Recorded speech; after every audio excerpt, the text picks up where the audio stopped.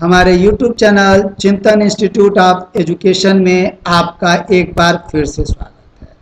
आज बच्चों की बहुत ही डिमांड के पश्चात आज से मैं भाग रूप में संस्कृत व्याकरण को चालू करने जा रहा हूँ। यह मांग विशेष रूप से सी टेट के बच्चों की और टेट और एस टेट की जो तैयारी करते हैं उन बच्चों के तरफ से आया है कि सर संस्कृत में, चूँकि सीटेट में आपके लैंग्वेज 1 में हो या लैंग्वेज आप 2 में संस्कृत विषय जब लेते हैं तो वहाँ आपसे आपके पैराग्राफ के रूप में संस्कृत के कुछ पंक्तियाँ दिया रहता है, तो आपको केवल उसका अनुवाद करना होता है, समझना होता है और तत्संबंधित कुछ प्रश्नों के क्या है आंसर देने होते हैं आपको। तो यहाँ पर मैंने इस पूरे वीडियो में भाग उसमें 2-4 पार्ट में मैं इसको बनाऊंगा, तो यह लगभग सीटेट के पैटर्न पे ही आपका पूरा केंद्रित होगा।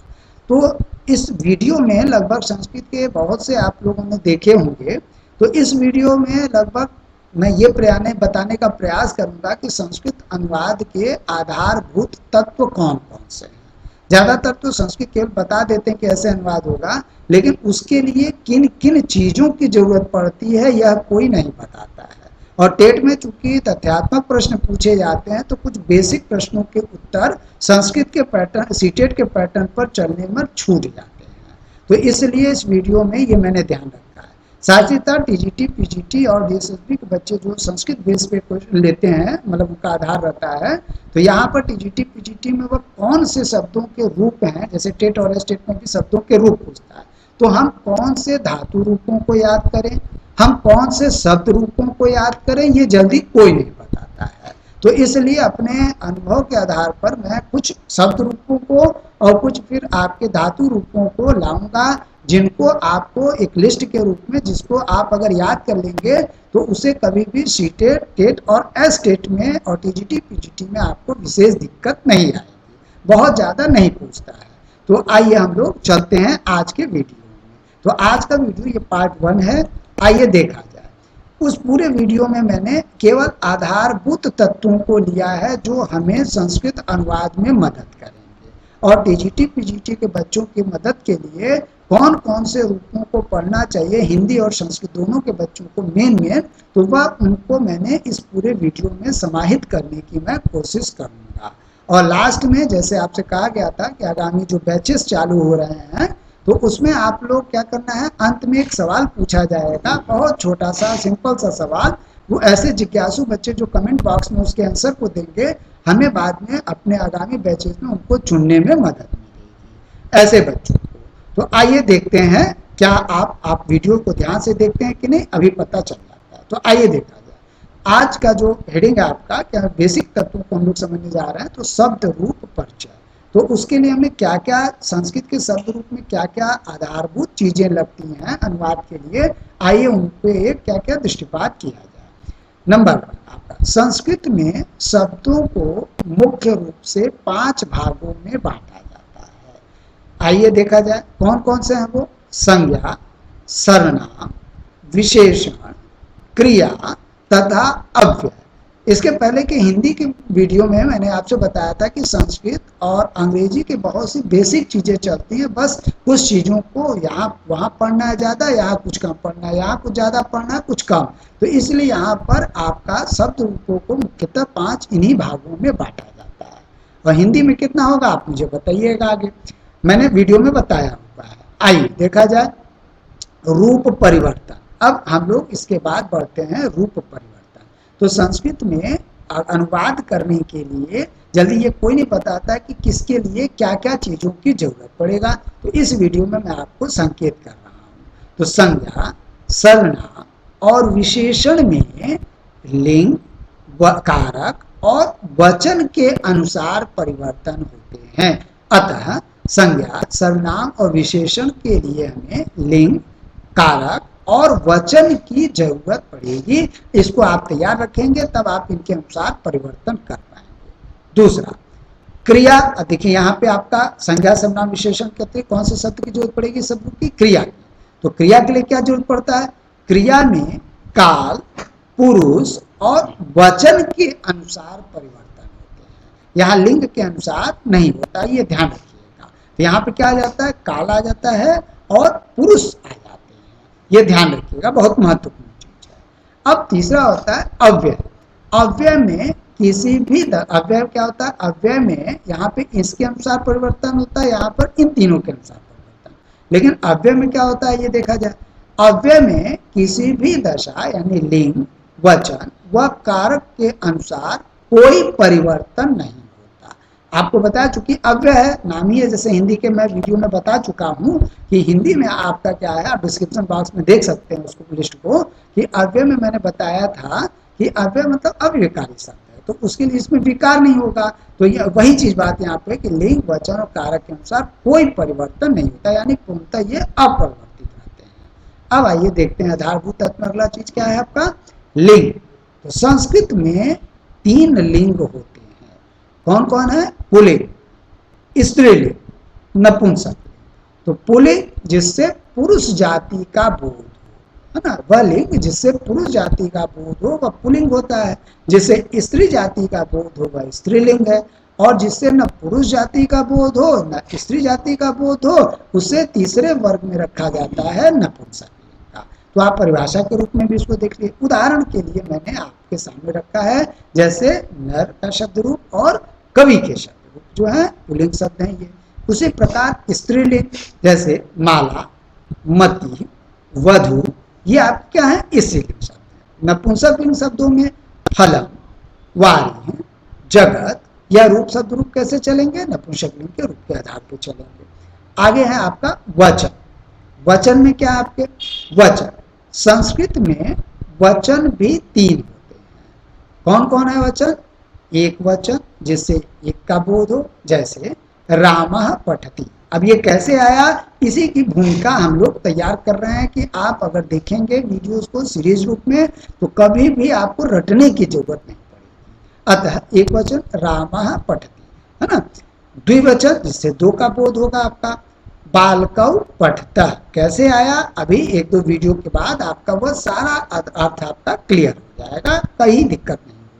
बालकौ पठतः, है ना, बालक के साथ पढ़ता रूप आपका चलता है। तो द्विवचन में जैसे पढ़ती, पढ़ता, पठंती, तो यहाँ पे क्या है, बालकः, बालकौ। तो जब द्विवचन का रूप हुआ तो द्विवचन का धातु रूप भी चलेगा, पढ़ धातु का। इस आधार पर यह होता है, आगे की वीडियो में आप बेहतरीन तरीके से समझेंगे।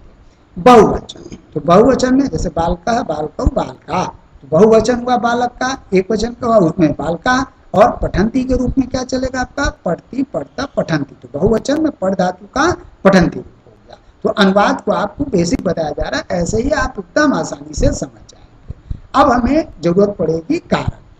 कारक के आधार पर देख लीजिए, क्रिया से संबंध रखने वाले पदों को कारक कहते हैं। परिभाषा भी कभी कभी टेट में पूछ लिया जाता है। आगे क्या है, संस्कृत में संबोधन तथा संबंध की क्रिया से संबंध न होने के कारण, यहाँ पर क्या है, संबंध कारक के रूप में संस्कृत में, यानी संबोधन कारक और संबंध कारक की क्रिया से संबंध न होने के कारण कारक नहीं माना जाता है। कभी कभी इंटरव्यू में पूछा जाता है प्रश्न आपसे कि किस रूप को नहीं चलते हैं, तो क्या है कि हम संबंध को और संबोधन को नहीं मानते हैं, और जबकि हिंदी में हम उसको कितना मानते हैं, कारकों की संख्या 8 मानी जाती है। आइए देखा जाए, आप बेटर समझ जाएंगे। तो पहले संस्कृत के रूप में देख लेते हैं उसको। मैंने कहा कि संबंध जो आपके कारक हैं और संबोधन कारक हैं, इन्हें कारक की श्रेणी में नहीं रखा जाता है, इसीलिए क्या, और हिंदी में आपके ये पूरे 8 के 8 चलते हैं। तो आपको अनुवाद के लिए इस चार्ट की जरूरत पड़ेगी। तो आइए देखा जाए इसको हम लोग कैसे वर्गीकृत किया जाता है। तो जैसे इसमें कारकों का जो सामान्य परिचय है, जैसे मैंने आपको हिंदी के वीडियो में बताया था, जैसे हमने कहा कर्ता ने, यहाँ पे देखिए ध्यान से, फिर मैं उसको एक्सप्लेन करता हूँ पूरा। कर्ता ने, कर को, करण से, चिन्ह के द्वारा। जैसे अगर मैं कहूँ कि राम ने रावण को बाण से मारा, तो वहां कर्ता, कर और आपका कारक में आपका कर्ता, कर और करण, ये तीनों कारक वहां पर आ जाते हैं, चिन्ह इन्हीं का प्रयोग। तो इसी के आधार पर जब आप संस्कृत का अनुवाद करेंगे तो इन चीजों की हमें जरूरत पड़ेगी। एकदम सरलीकृत रूप में मैं आपको बता रहा हूं ताकि कहीं भी दिक्कत ना हो। तो चाहिए देखा जाए कारकों का सामान्य परिचय क्या है। तो इसके लिए 3 कॉलम बनाए गए, कारक का कॉलम है, विभक्ति का कॉलम है और चिन्ह का। कभी कभी टेट और स्टेट में चूंकि तथ्यात्मक प्रश्न पूछते हैं तो कभी कभी प्रश्न पूछ लिए जाते तृतीया विभक्ति का चिन्ह क्या है, तो आप कहेंगे से या के द्वारा। संप्रदान कारक का क्या आप किस विभक्ति के समतुल्य है, कभी कभी पूछ लेता है, तो संप्रदान चतुर्थी कर लीजिए विभक्ति या फिर संप्रदान कारक कर लीजिए। चिन्ह पूछता है तो के लिए देने के अर्थ में प्रयोग होता है, तो प्रायः अपादान को पूछा जाता है। आइए देखा जाए, तो कर्ता कारक क्या कहेंगे हम लोग, प्रथमा विभक्ति या कर्ता कारक। फिर उसका चिन्ह क्या है कर्ता कारक का, ने। कारक में आपका कर्म, दूसरे द्वितीय विभक्ति कर्म कारक क्या है, कर्म कारक को चिन्ह से जाना जाता है। तृतीय आइए देखा जाए, तृतीय विभक्ति करण कारक, करण कारक तृतीय विभक्ति से के द्वारा, है ना। इस अर्थ में जब आप अनुवाद करेंगे तो इन्हीं चीजों की जरूरत हमें पड़ेगी।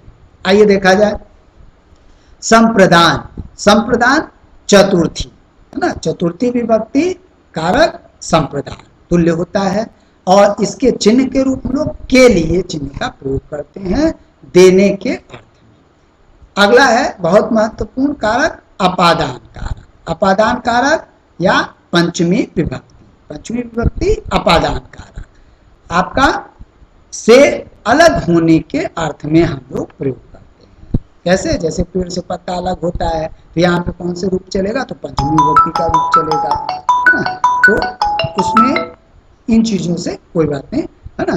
तो अब आइए हम लोग देखते हैं कि संबंध, संबंध आपका कारक क्या है, आपका षष्ठी विभक्ति, समतुल्य आपका षष्ठी विभक्ति के रूप चलेंगे, जैसे का, के, की, रा, रे, री, ना, ने, नी। अब आते हैं हम लोग अगले कारक के ऊपर, तो अगला कारक है आपका अधिकरण, अधिकरण सप्तमी विभक्ति या आपका विभक्ति के रूप में सप्तमी विभक्ति, और सप्तमी विभक्ति किस कारक के रूप में जाना जाता है, अधिकरण कारक के, तो इसमें में पर आपका चिन्ह होता है ना। आइए हम लोग देखते हैं, जब मैं अनुवाद के बेसिक चिन्हों को लूंगा तो आप एकदम एक एक पॉइंट को मैं क्लियर कर दूंगा। अब आइए क्या है संबोधन, आपका संबोधन यहाँ पे देखिए प्रथमा विभक्ति, कभी कभी पूछा जाता है कि संबोधन कारक जो है वो किसके तुल्य, आपका प्रथमा विभक्ति। तो प्रथमा विभक्ति के जो रूप चलते हैं वह आपके क्या है, कर्ता कारक जो है वही संबोधन में भी लगभग वही रहता है, बस आपको संबोधन चिन्ह को जोड़ देना पड़ता है, जैसे हे, अरे, वो इत्यादि क्या है संबोधन चिन्ह आ जाते। इसीलिए आपका बालक, जैसे लास्ट में आप ना बालका, बालको, बालका, अब आपके जब आप संबोधन में आ जाते हैं तो हे बालका, हे बालका, हे बालका, इस रूप में हमारे रूप चलते हैं, यानी जो यहाँ के रूप होंगे वही पूरे के पूरे रूप यहाँ के होते हैं। तो इन महत्वपूर्ण बातों के साथ साथ आज आपने महत्वपूर्ण भाग 1 में आपने इन चीजों को, बेसिक तत्वों को समझा। अगले वीडियो में मैं आपके लिए कुछ जो विशेष दिक्कत करता है कि आपके व्यंजनांत और स्वरांत, जिन्हें हम किस रूप में जानते हैं, अजंत और हलंत के रूप में जानते हैं, इनके बारे में हम लोग चर्चा करेंगे कि कौन उदाहरण के रूप में, और तत्पश्चात इस अगले वीडियो में मैं एक शब्द रूप बालक का या राम का मैं लेकर के आऊंगा, है ना। संज्ञा पुल्लिंग शब्द में अकारांत शब्द के साथ मैं आपके सामने उपस्थित हूँगा। फिर यहाँ से हम लोग अनुवाद के बेसिक चीजों को समझना प्रारंभ कर देंगे। चलिए, तो अब क्या है आपका आज के वीडियो के लिए इतना ही। आइए हम लोग आज के प्रश्न को देखते हैं। तो अभी आपने आज के वीडियो को देखा, अब इस प्रश्न का जवाब दिए। बहुत सिंपल सा प्रश्न है, आप प्राथमिक लेवल पे पूछा जाता है, आपसे पूछा गया, आपको कमेंट बॉक्स में इसका उत्तर देना है, ताकि हमें आगामी अपने बैच के लिए, जो बैच हम लोग चलाएंगे उसमें जिन बच्चों की जरूरत होगा उसमें से हम लोग जिज्ञासु बच्चों का चयन करने में मदद मिलेगी, आगे बताया जाएगा। तो आज का सिंपल सा प्रश्न आपकी जिज्ञासा को भी यह प्रकट करता है, बताइएगा कि हिंदी में लिंग और वचन कितने होते हैं, या आपको संख्या बताना है। अगर नाम लिख के बता देते हैं कि कौन कौन से हैं, या आपने संस्कृत में देखा 3 है आपके लिंग और वचन भी 3 है, तो हिंदी में कितने होते हैं, या आज आपका छोटा सा प्रश्न है, आपको इस प्रश्न को बताना है। तो अगर हमारा यह वीडियो आपको आज का अच्छा लगा और संस्कृत अनुवाद को आप अगर समझना चाहते हैं, हमने आपकी कुछ मदद की, तो अगर आपको ये वीडियो अच्छा लगा तो प्लीज हमारे चैनल को सब्सक्राइब अवश्य कर लीजिए, और ज़्यादा से ज़्यादा अपने दोस्तों और मित्रों को इसको शेयर करिए और उन्हें भी लाइक करने के लिए प्रेरित करिए। तो आज के वीडियो के लिए इतना ही। कल हम लोग मिलते हैं एक नए वीडियो के साथ। तो चलिए आज के वीडियो के लिए इतना ही।